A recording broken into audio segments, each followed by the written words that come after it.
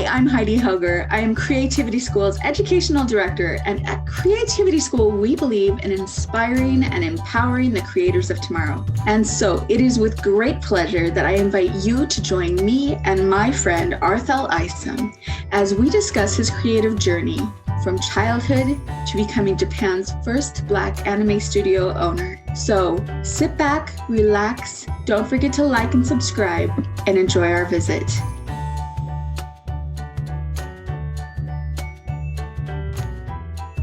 Hi, Arthel.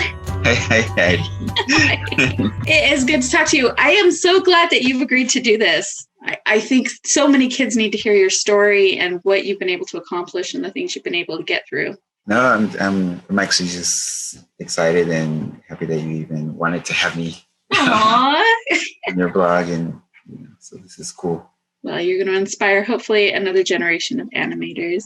All right, so let's get into maybe how you became who you are today. So I guess the first question is, kind of what did your childhood look like? Was it like, were you into arts as a young child, or like as long as you can remember? Yeah, pretty much as far back as I can remember. I've been drawing since I was like 2 years old, and so I've always been into art from 2 to elementary school, high school, college, and I think it was I grew up in kind of a poor household in a kind of a, I guess, poor community. So art was kind of an escape, but it wasn't like it was something that I only did just because there was nothing else to do. But it really was fun, and I think it was accessible to us, right? Like there was paper. There's always paper. Yeah, no, pen and paper. I know that that's something that, especially with everything that's going on in the world now, budgets are being cut.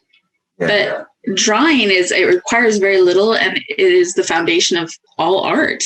Yeah, it's the foundation of all art, and it is like, I feel like for children, it's like, well, besides playing, I guess playing is like the first creative discovery of creativity, and then probably drawing is the next. Where it's like it really does allow children to explore their imagination and to kind of just build worlds, right? And I think, besides building worlds, I think it opens up another part of the brain that helps us to just figure out who we are.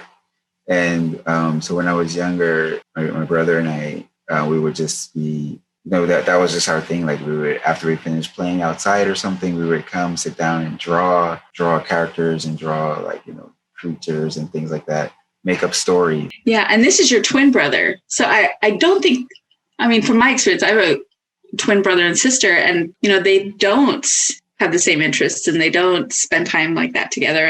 I think it depends on twins, right? Like I think so we're identical twins, and so I think a lot of identical twins probably do share our hobbies and interests, and fraternal twins probably grow up fairly separate, but I think for the most part identical twins do a lot of the same things until they get older, right? But for my brother and I, we shared all of the same interests, and we still do even now, right? And so, you co-own your studio.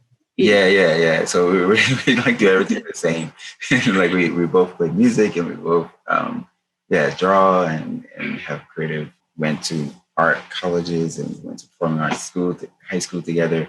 So I think our parents kind of fostered the idea as well that since we're together, since we're twins and we're brothers, and that bond is important.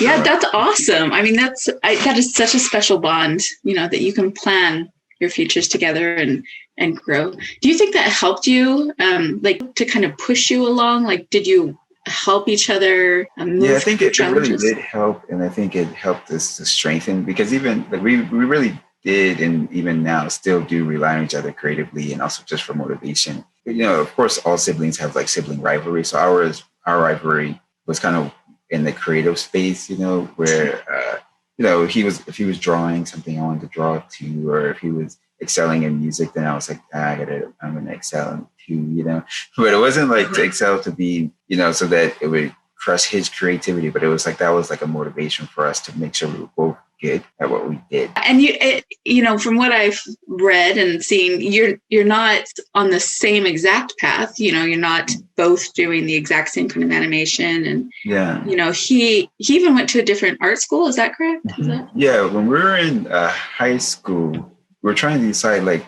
we always knew that we wanted to work together and have our own company and things like that. But we were trying to decide what was the best way to go about that. And we always chose a different part of whatever subject we were studying. And so even within the creative field, so like when we were doing music, I majored in woodwind instruments, primarily saxophone, but then he majored in percussion.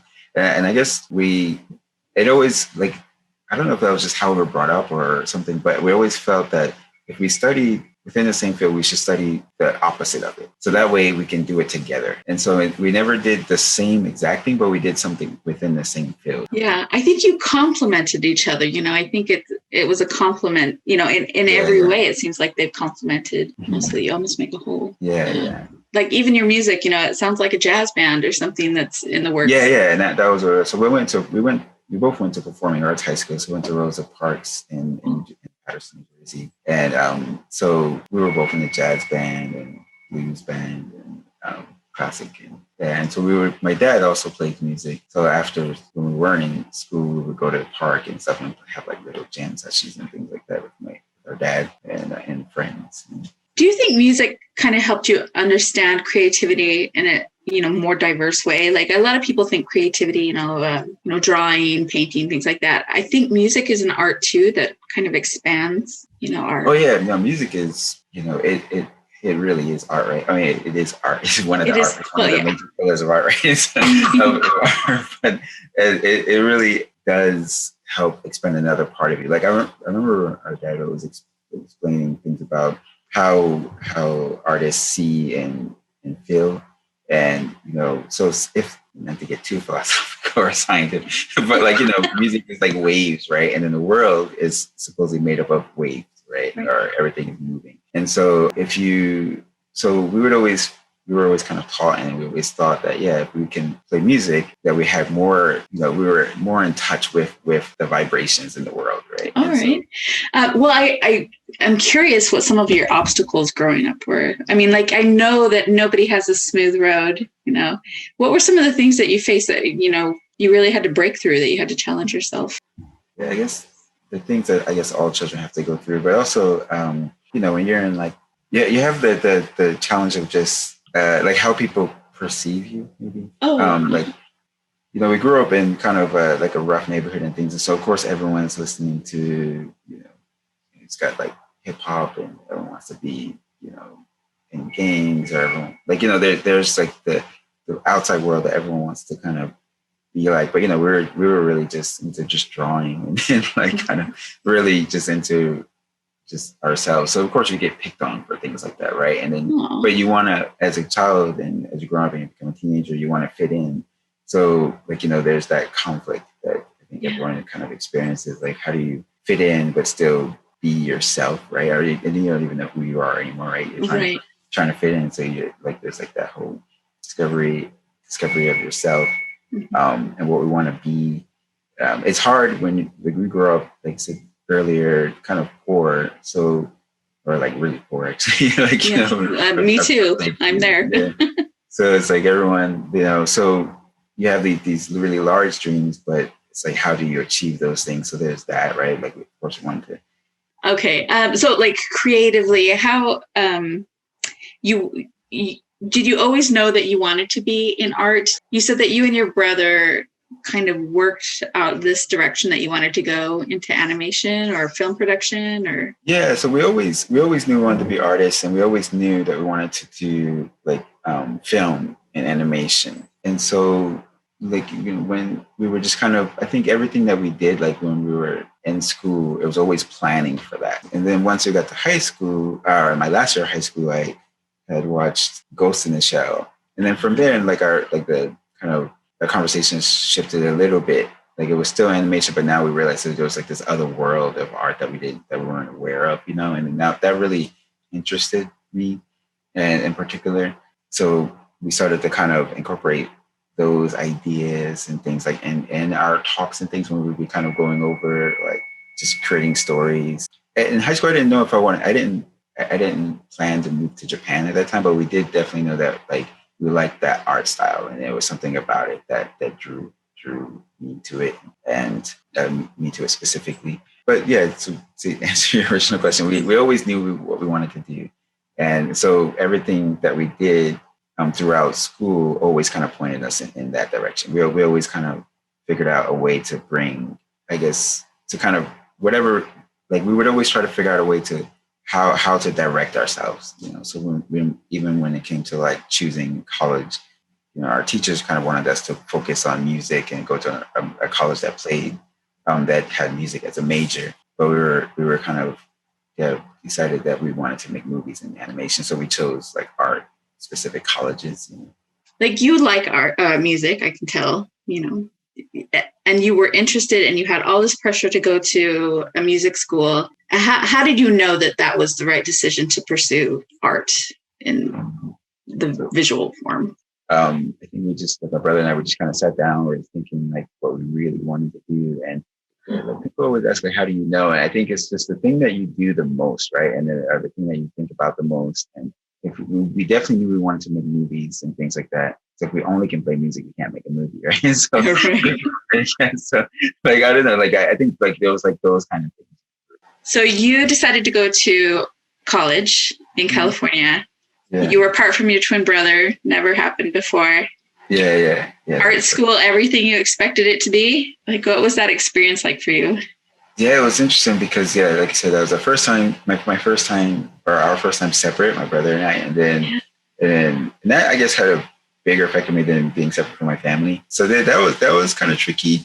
But then the art school itself, I don't know, it was such a new experience. So I think I would just like my personality is I'm just kind of open to experiences and new experiences, and so particularly new experiences.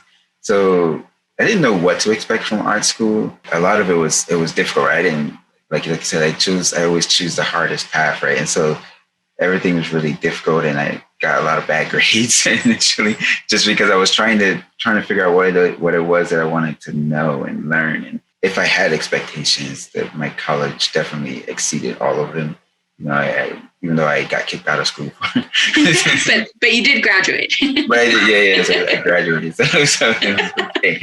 So, gonna bring that full circle. Yeah. Graduates, like for me, graduating was like super important. Like I know that there's a lot of people who go to school and they feel they don't need to graduate, but for me, I was like, man, like if you go and parents and everything, like, you know, taking out all these loans and stuff to pay for school, that you have to get a degree, you know, and then also just being kind of one of the first in our family to go to college. And so a degree was really important to me. And luckily I got a degree, because something I didn't know when I was in college, but in order to work overseas, you have to have a degree. That's the only way you can have a visa. So if I didn't have a degree, I wouldn't be able to be in Japan right now. Oh, wow. All right. So art school, worth it, totally helped you, even though you had to kind of plan your own growth plan, you know, your direction, and had to work with people to get that where you needed it to be. And you think, did it give you the foundation you needed to get into anime? Yeah, because I went to another art college in Japan as well. But the academy really did give me all the foundation I needed, because the school I went to out here was a technical school. Well, I guess technical school is a focused curriculum, but so you don't learn all the fundamentals, right? Like you only learn what you need to know to get a job kind of thing. Whereas like university, like you kind of, it's a broader scope. So it's like there's just more information, right? And then you have to kind of dig through it. But all of that helped a lot, because what I didn't learn at the technical school, I learned at the academy. And so it kind of gave me a step ahead of the other kids who were in class at the time at the technical school. And do you feel like you're always growing? Like you're still like always wanting to grow and learn and, you know, explore new. Yeah, I don't know who said it, but like, I think that is what art is, right? Like our career is just like, you're forever learning. Like we're forever learning, and we're always constantly like sort of trying to be right, like a good artist essentially. And then, you know, there's so many things that we don't know about art and our craft, and certain techniques, like new techniques, and not even talking about tools, because I think that's a separate thing. Like that's just a tool, right? But the actual craft of art, like how to create something that and get it in a way that people can perceive what it is that you have in your mind, and then finding new ways to express that. That's really difficult, and so I'm always searching for that. Yeah, it's always evolving. People are finding new ways to express themselves visually. All right. Well, I know that there's a lot more to your story, and I think people, well, I love it, and I would love to repeat it. I mean, you went through a lot to get where you are today. So I'm just going to sum it up because I don't want to take all of your time. You applied to work. This is what I know. Correct me if I'm wrong. You applied to work with, what is his name? Ogura-san. Yes. Oh my gosh. Say that slower. Ogura. Ogura. And he's the one that did Ghost in the Shell? Yeah, he's the art director of Ghost in the Shell. Okay. Yes. Great. So, that's awesome. Okay, so he is, I mean, I don't know as much about him as I probably should, but he's like the pioneer, right, of anime. He's one of the, he's not a pioneer. Well, he did, I kind of attribute that he did pioneer a specific style of background painting, though, because his, so he's one of like the original like background artists, major background artists. Of course, there's like Olga Kazuo and things like that from Ghibli and a few other studios. But up until that point, like backgrounds and things was very kind of flat, I guess, up until that point. But then his particular style was very, very realistic and very, he used like light and shadow to really describe his forms. Yeah. And he was like, it was him and his backgrounds almost specifically that you were drawn to, right? That really sparked your interest in, like, set you on your path.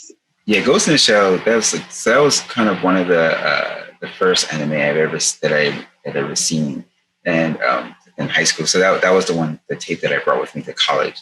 So I really, something about it really stuck with me. Now, you got to work alongside him and he kind of mentored you. So when you first saw Ghost in the Shell, would you ever have imagined that you would be able to work alongside of him? Or was that like a goal? I mean, did you have that thought? But when I was in high school, that wasn't a goal, I guess. But once I got to college, that was my goal. So when I got to work alongside of him in his studio, I was really excited and just kind of, I don't know, I'm always kind of, I guess at the moment, I probably should have been more excited, but then I'm always at the moment, right? Or like in that time. So in that time, because I got the job, I wasn't so focused on the idea that I was working for him.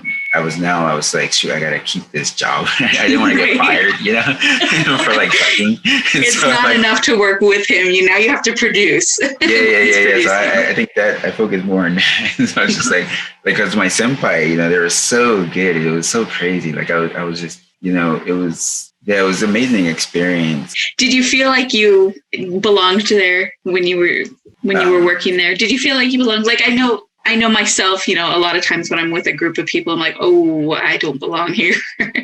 And I know that's a limiting thought pattern, but. Yeah, I don't know. Like I guess, I don't know if I ever felt I don't belong here, but I did feel like I want to belong here. I think that was where it was more like, I was just like, man, like everyone's so good. I just remember thinking that every day. Every time, like I would just like, I would always go to my senpai's desk and just look at what they were drawing and ask them questions and try to look at their artwork. And, that was the cool thing because at that time they still painted on paper. That was another reason why I wanted to work in Japan. So we got to still paint the backgrounds on paper. So all the backgrounds were just sitting on the shelves, and then I can go and just take from every animation, even Ghost in the Shell. Man, this has been awesome. I do hope that I hope you do realize though, and I know you are humble, but you have blazed trails, for people in so many ways. And I know, I think that you're really going to change a few lives along the way. I think you're going to have that. If I change, then yeah. But I am appreciative of the people who. Yeah. Well, I think you're going to have people look up to you just like, you looked up to a few others, and Nah, they should look up to Ogura-san. Look up to Look above you. look up to my senpai. Yeah. You know what? That's me. He didn't bring you out of a rough neighborhood to Japan and train you. You did that to yourself. So, with a lot of help and support along the way. But yeah. I do want to point out to everybody that your studio, when you decided to create your own studio, you named it Shtajio. Did I say that right? They are Shtajio. The Art Shtajio. Okay, and that's a play on words. So the name of our company, it's like our studio. It's so difficult. I should have chosen a simpler name. No one can say it. But so it is a play on words, like you said. So they are Shtajio. Like the first meaning is anyone who kind of first hears it. It really does just simply mean the art studio. Like I like the day, like from France, right? So the art studio is the simplest meaning of what it means. But then the Shtajio part of it is actually also a Japanese play on words. So Japanese people are always surprised too. And so because Shtajio in Japanese just means studio. Shtaji is a word I learned when I was painting backgrounds here. Shtaji in background painting means the underpainting. And so it's the base of the painting, and it's the most important aspect of when you start a painting. And so what the Shtajio in studio's name means the foundation. So Shtaji. And so for us, it means the foundation of art. And so that's kind of what the meaning of our studio means. And so our saying at our company is Shtaji ga daiji, which means that the foundation is important. And because that is how I think about life and like the fundamentals. Yeah, it would be so wonderful to run without having to learn how to walk, but you've got to walk first. yeah, exactly. All right. Well, just to wrap up, looking back on everything, what advice would you give to yourself or other students? I guess I'd say that even though practicing sucks, or like I feel like practicing sucks, it's so important. And so try to, suck it up. Suck it up. And just don't be angry at the process. I guess that's what I would say. Like don't be upset about the process, because it's so important, and be happy with the progress. I think some of the big takeaways, from you is like, you dream big, and then you don't just dream it. Like you do all the hard work to get to that dream. You're pushing through everything. You're optimistic. You have a great mindset. Even how you were saying that it's not that you didn't belong at the studio, you want it to belong. You've really gotten so far. There's this quote that I really like, and I think my life is based off on this quote. And it's a dream without a plan is just a wish. And I really, that quote, like, I think, that's just how I live, because I feel that there's a process to achieve everything. And so if you know what you want, you just have to make a plan to do it. And so that's kind of how I go through life. Like, okay, I want to move to Japan. What are the steps that's required to come out here? I want to work here. What are the steps that's required to get that? And so I think for everyone, like dreams are super important. And, so you have your dream. Then once you know what your dream is, then you just have to figure out the process to make it real. Oh, I forgot one really big question. Okay, what are you the most proud of that you've done? Oh, yeah, I'm not really proud of too much. Like I guess what it is, like I kind of this question is always really hard for me to answer, because I've never focused on the things that I did, and so I'm only ever focused on what it is that I'm trying to achieve next. And so I'm not proud of things like that. So I which is kind of, I don't know, maybe I should be proud of something. I don't know, I think I'm broken. But like, I guess maybe, okay, if I had to choose something that I'm most proud of, maybe that's what I'm proud of. Because that is something that I really, really try my best to do, is help other people kind of achieve their dreams. And so with my company, that and I remember that's always been something that I've always wanted to do, be able to give people jobs.